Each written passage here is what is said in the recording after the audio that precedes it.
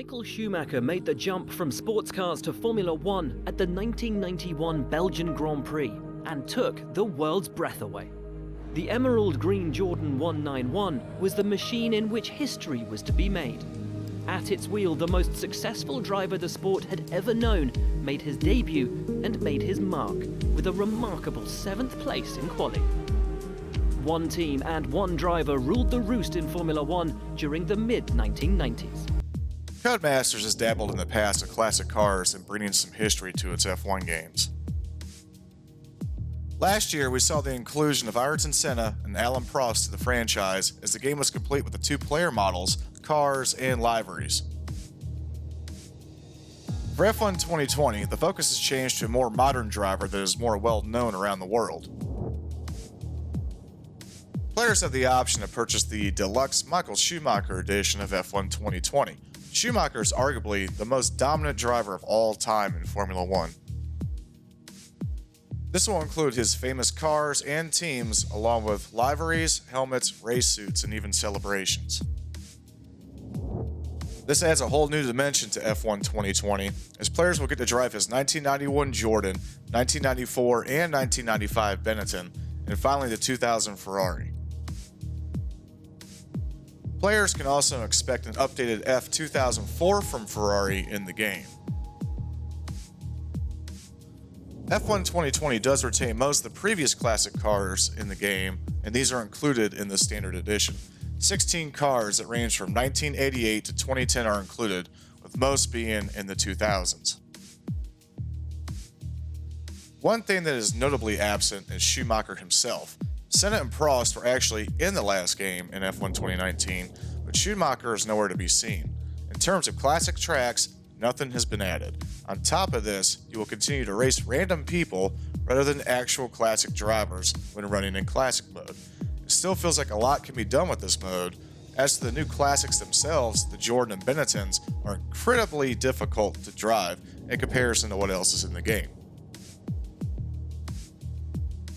These cars may be the most difficult cars to get traction with, and racing in the wet is an incredible challenge.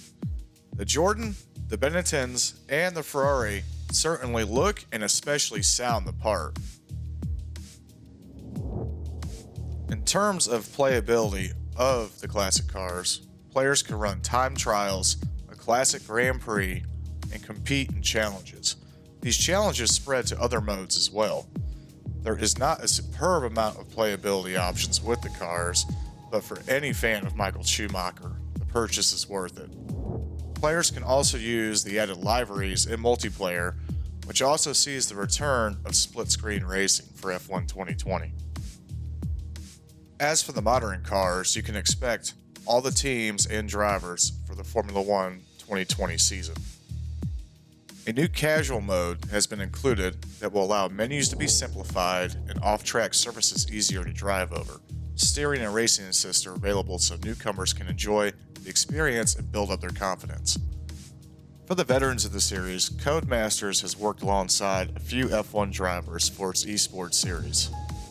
The developers had stated that they had worked directly alongside McLaren driver Lando Norris to get a better idea of the handling. ERS will now be controlled with the simple push of a button, and this is a much needed change in the racing department. The Overtake button allows for easy access to get some more horsepower while racing. This does run out over time, so much like the rest of the racing, this is another aspect that you will need to be managing. Much like the pilot of an aircraft, you'll be doing more than just racing F1 2020. On top of managing your overtake ability and knowing when and where to deploy your DRS for more speed, tire management is the main focus. Players will need to not only monitor tire temperature and degradation, but also brake temperature to make sure they're getting the most out of the car. Fuel management plays another pivotal role. Adjusting fuel consumption on the fly can make the car faster, so you can match overtaking, DRS, and high fuel consumption for maximum laps, but do know there is no refueling in Formula One, so if you run out of gas, your race is over. There really isn't another racing game out there that manages to properly replicate its sport like F1 does.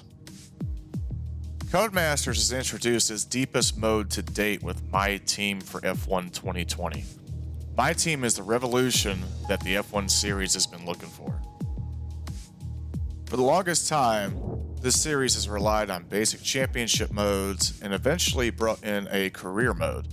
Whether it be including winter testing or something of the sorts, the initial buzz would wear off fairly quickly. The buzz for My Team does not wear off.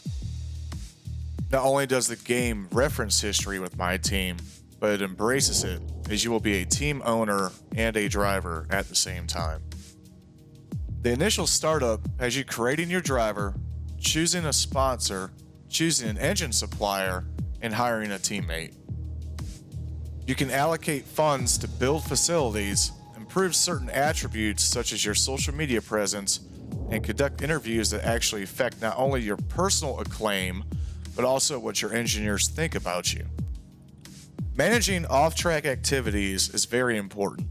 These can range from simple marketing campaigns to raise money and team awareness to further pushing different aspects of the car.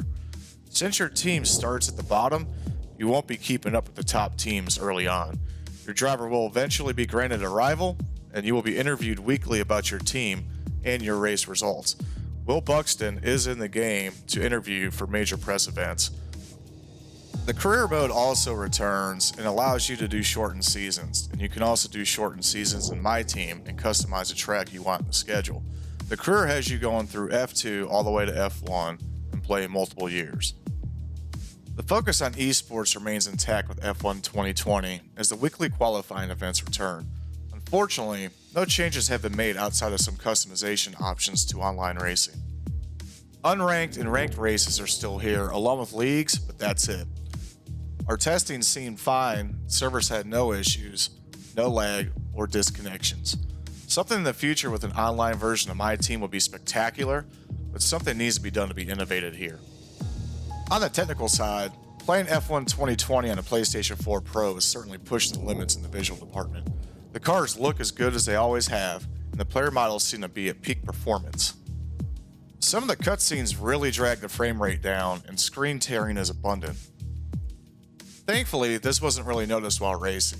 The racing portion runs smooth, and the tracks remain highly detailed. Codemasters has added a much requested rear-view mirror, and surprisingly, the image in the mirror is detailed and doesn't affect the performance. Lastly, the lighting continues to be an excellent portion of the racing, as it really helps bring the game to life. Codemasters continues to nail the sound department for F1 2020. While the current state of F1 cars aren't the best sounding things in the world, the team still has the proper sound effects and reactions properly implemented for the cars. Voice acting is still solid, and the game retains the ability to talk directly to your chief engineer through your microphone. Giving commands for race updates and status updates is something no other game has accomplished. The classic cars continue to be the standout as they represent the opera of what Formula One once was. F1 2020 is as good as it gets on the current generation of consoles. Codemasters has perfected its racecraft to make F1 2020 the pinnacle of the series. My Team is absolutely fantastic and will keep people interested in a single-player experience overly engaged. Featuring Michael Schumacher was the right decision for adding classic cars, but having him as an actual presence in the game would be better. The casual difficulty should help attract some new players, while the overall racing gets a boost thanks to refinements and the new Overtake button. Head over to hardcoregamer.com to read our full review of F1 2020.